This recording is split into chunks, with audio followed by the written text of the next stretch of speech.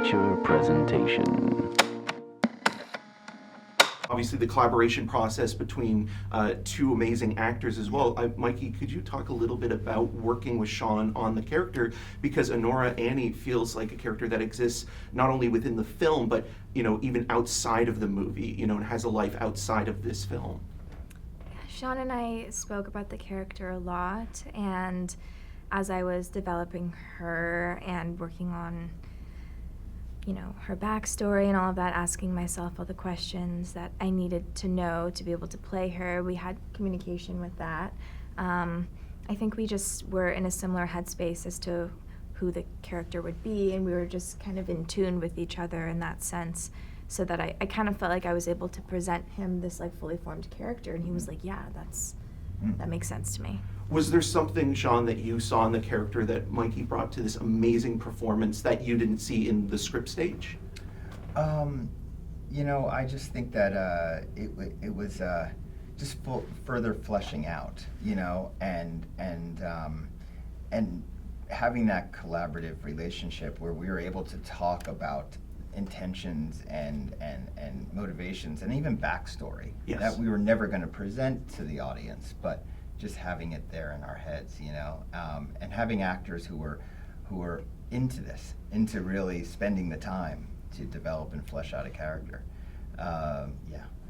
Was there something, Mikey and Yura, was there something specific in your performances that you picked up on that you wanted to explore further, and something in each other's performances that you saw in the process or even watching the movie? There's just little glances or, the passing of a glass or just, little sort of gestures or expressions that say so much without having to say anything at all. Yeah, it was yeah. Absolutely improvising.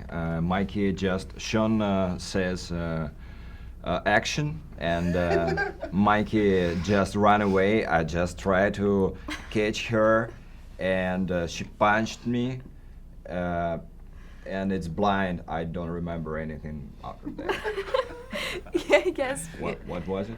Yeah, but I think that, everything, I think that's my biggest job as an actor, is to be, feeling inside of my character, but also, looking and listening and hearing my fellow actors'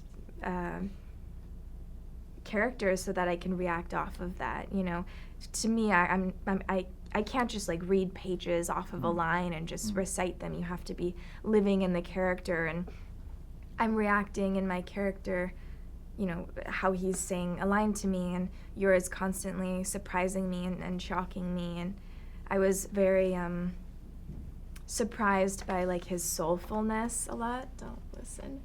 And sometimes he would look at me and it would scare me or make me feel differently towards him, or make me feel bad for him, or some kind of empathy that was surprising to me as an actor. So constantly, all the time, those things are happening, and you have to allow that in. Yeah. Absolutely. Well, I have to wrap with you, but I just quickly wanted to ask Sean, is there a special feature on a Blu-ray that you love to go to or recommend to people? Because I know you're not only just an advocate for watching movies theatrically, but you're a huge physical media guy. Do you have a favorite audio commentary or special behind-the-scenes feature that you have revisited more than once? Oh my gosh, that's hard. I love looking at a lot of these extras that are archival featurette stuff that was shot on the sets back in the day if I'm watching an older film.